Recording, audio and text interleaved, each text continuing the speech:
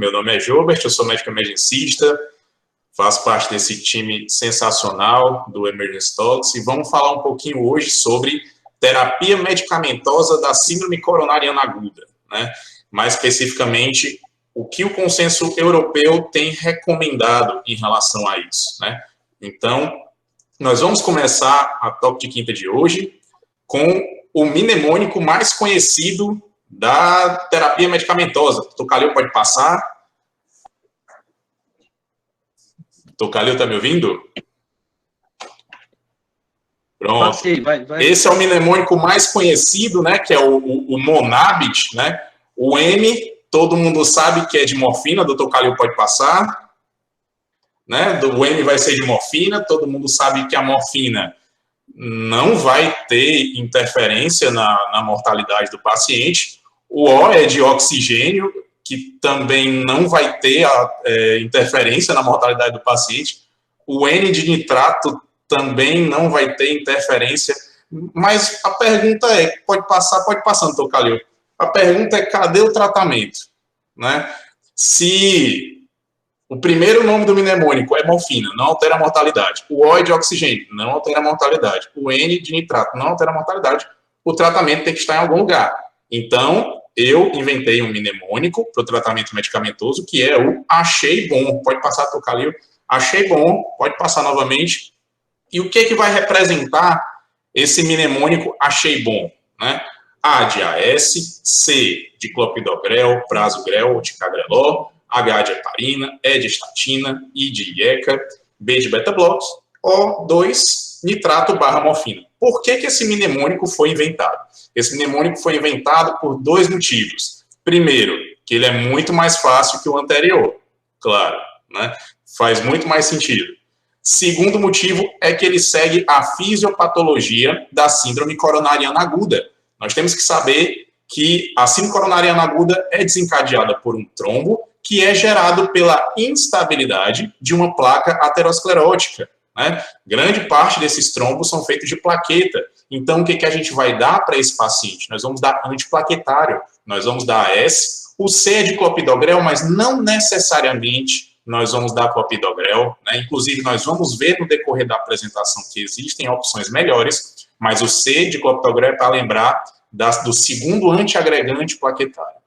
Ainda atuando nesse trombo, nós vamos dar anticoagulação plena, o H é de heparina, mas não necessariamente nós vamos dar heparina, tá? Existem formas de anticoagular esse paciente.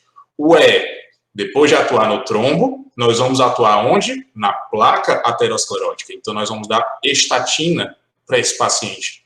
Depois de atuar na placa, nós atuaremos na bomba miocárdica. Então, nós vamos dar inibidor da ECA, beta-bloqueador se não houver contraindicação, vamos já falar sobre isso.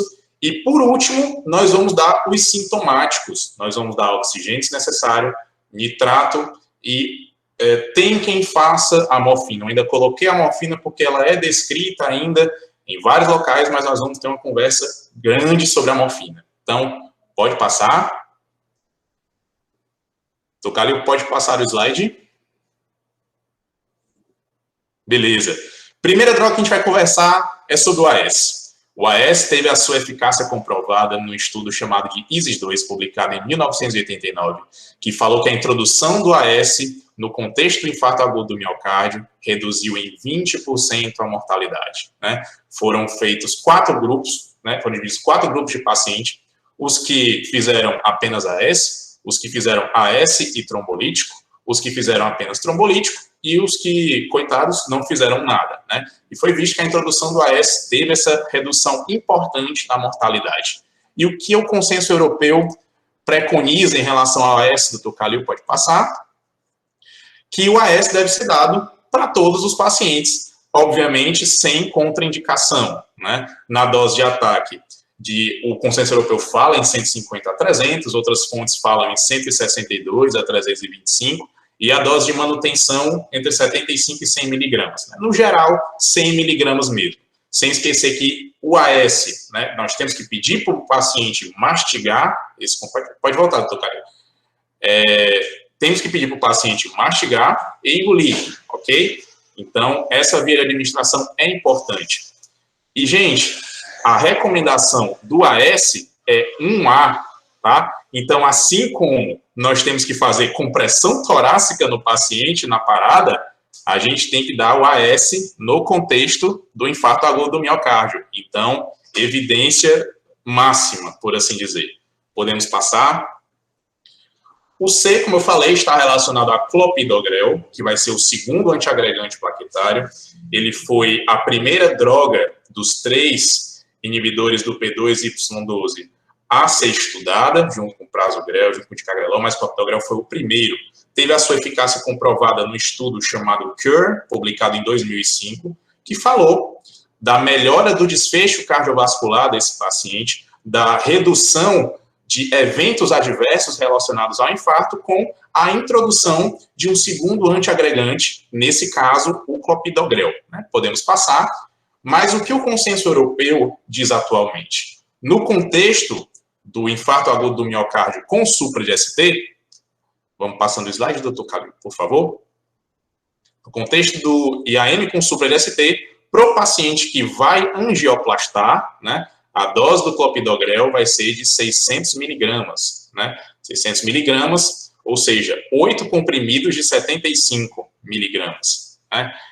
E no caso da manutenção, a dose de manutenção desse paciente vai ser 75 miligramas, tá? Um comprimido de clopidogrel, tá certo?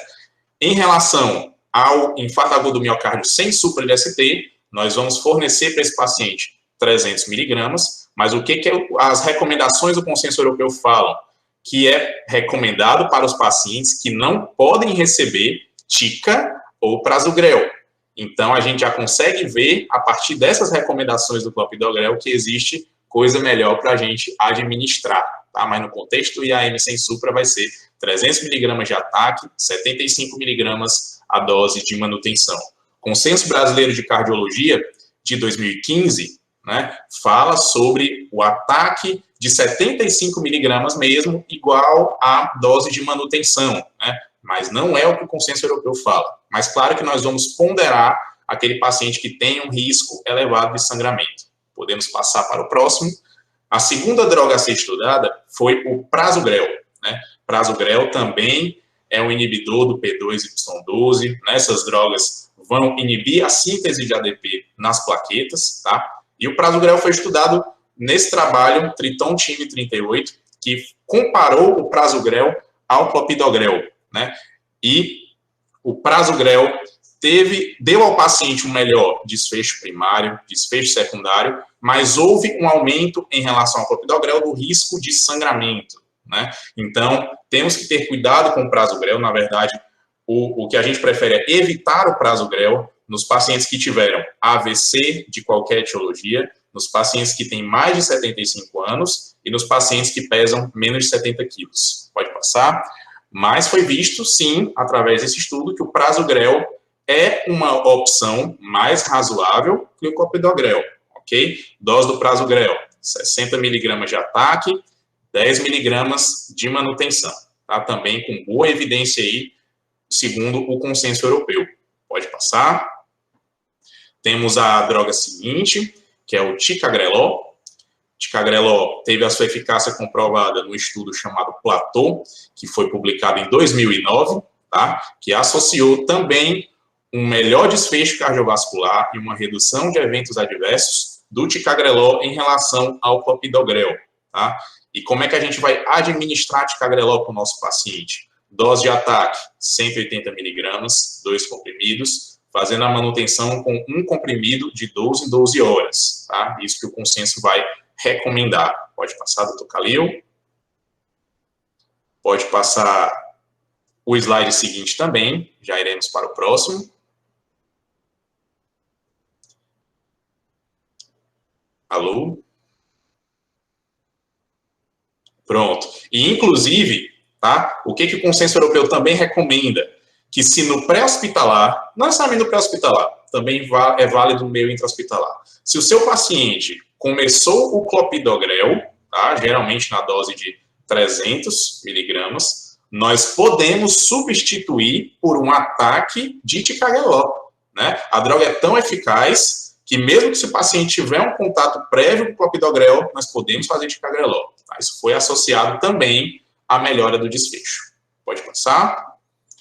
Vamos falar um pouco agora sobre anticoagulação, né? A gente conhece vários anticoagulantes, né? Infelizmente, um deles acabou ficando cortado, mas tudo bem. Um deles é o Fundaparinux, que o consenso europeu recomenda a dose de 2,5. Não confundir com o que é usado no contexto do tromboembolismo pulmonar, no contexto da trombose venosa profunda, que é de 7.000 miligramas geralmente, a gente usa 2,5, tá? Muito cuidado em relação ao paciente que vai angioplastar, tá? O ideal é que você administre, caso o paciente tenha feito Fundaparinux, uma dose única de heparina não fracionada, ok? Porque o Fundaparinux tem uma atividade baixa contra o fator 10A e uma associação importante com trombose distente pós-CAT. Tá? A enoxaparina, a gente pode administrar, né, 1 miligrama por quilo de 12 em 12 horas. Né? Os consensos também falam em relação a uma dose de ataque EV, tá? Que a gente evita nos idosos com mais de 75 anos, de acordo com o consenso brasileiro de cardiologia. Tá? Mas a gente faz essa manutenção de 1 miligrama por quilo de 12 em 12 horas. O Consenso Brasileiro de Cardiologia também fala em fazer a manutenção de 0,75 miligrama por quilo de 12 em 12 horas. Existe uma pequena divergência dos consensos em relação à dose, mas é geralmente assim, né? Heparina de baixo peso molecular tem bastante eficácia no paciente que vai ter terapia conservadora também, aquele paciente que tem, porventura, vasos muito finos, já foi muito invadido no contexto de uma cineanjo, por exemplo, tá? Esses pacientes vão se beneficiar de heparina de baixo peso. Pode passar. Em relação à estatina, né? Lembrando que no contexto da estatina nós não vamos usar qualquer uma, tá? Nós não vamos usar uma simvastatina de 20 miligramas, por exemplo, nós vamos usar a estatina de alta potência, né? A estatina teve a sua eficácia comprovada num estudo chamado Júpiter, que foi publicado em 2005, que foi um estudo feito com a rosuvastatina. E o que foi visto em relação a esse estudo Júpiter? Foi visto que o paciente teve uma melhora do desfecho cardiovascular em 30 dias, em um mês, e aquele paciente que recebeu a estatina no internamento teve uma melhor adesão desse medicamento após a alta, com redução importante dos níveis de LDL e colesterol. Tá? Pode passar, doutor Calil. Essa foi a nossa estatina. Né? Nós vamos usar o quê? Vamos usar a torvastatina ou rosuvastatina. Tá? Nós podemos usar 10 miligramas de atorvastatina, podemos usar 20 miligramas de rosuvastatina. Ok? Vai depender muito do serviço mesmo. Tá? Podemos passar.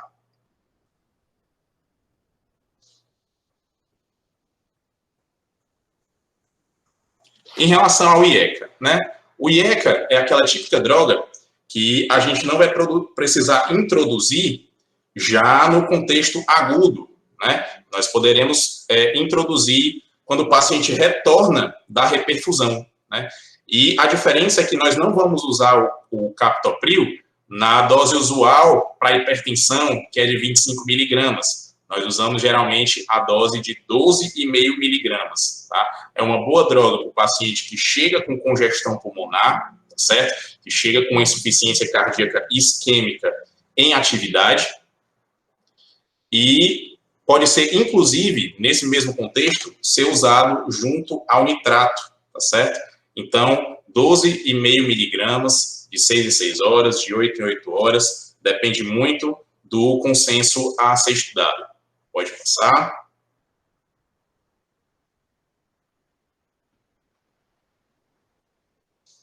Beleza. Em relação ao beta-bloqueador, um estudo chamado COMET se destacou em relação a ele, mas não foi bem por um contexto positivo, né? Foi por um contexto negativo, porque foi visto que o beta-bloqueador introduzido na fase aguda do infarto agudo do miocárdio, na fase inicial, na verdade, teve associação com um índice maior de choque cardiogênico, tá? E consequentemente, com um aumento também da mortalidade às custas desse choque cardiogênico, tá? Lembrar dos indivíduos que têm frequência cardíaca menor que 60, dos pacientes que têm um intervalo PR prolongado em mais que 0,24 segundos, certo? E do paciente que tem sintomas de longa duração, geralmente superiores a 12 horas. Geralmente, o beta-bloqueador não faz parte da minha prescrição das primeiras 24 horas, você tendo a esperar um pouco mais, tá?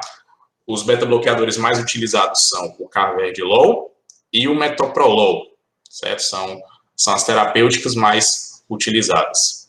Pode passar.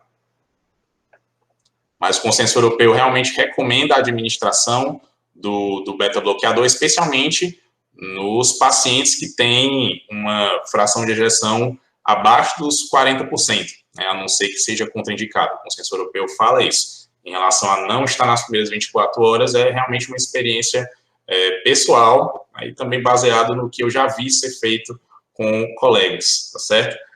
Eu lembrei de um detalhe importante em relação à estatina, né? A dose da atorvastatina, na verdade, vai de 20 a 40, pode ser usado até 80 também, tá certo? Vai depender muito do serviço que você está, tá certo? Não vai ser a dose que eu tinha dito inicialmente, deu um pequeno delay na hora, mas vamos prosseguir. E o consenso também fala em relação ao beta-bloqueador para evitarmos o beta-bloqueador venoso, tá? A única indicação de beta-bloqueador venoso que conhecemos está relacionada ao paciente que está hipertenso, né, sem congestão pulmonar. Mas, nesses casos, mesmo assim, eu acabo evitando o beta-bloqueador, por exemplo, tá? Lembrar que broncoespasmo é uma contraindicação relativa, não é uma contraindicação absoluta ao beta-bloqueador, já que existem beta-bloqueadores seletivos, que são uma opção para serem utilizados. Pode passar, doutor Calil.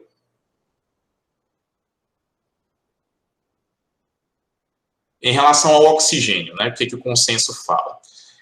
Antigamente, o corte de saturação para administrar oxigênio era uma saturação de 94%. O próprio consenso europeu reduziu essa saturação de oxigênio, né, para 90%, então realmente, se o paciente precisar mesmo, tá, a PO2 da gasometria também pode ser considerado um parâmetro, tá, também vai entrar na hipoxemia. E em várias patologias a hiperóxia acaba sendo pior do que a hipóxia, né? Inclusive o infarto agudo miocárdico teve uma associação com vasoconstrição coronariana e aumento do trabalho miocárdico, que é tudo que o seu paciente isquêmico não gostaria, tá? Então temos que ponderar muito bem o uso de oxigênio para esses pacientes. Pode passar. Em relação ao nitrato, né?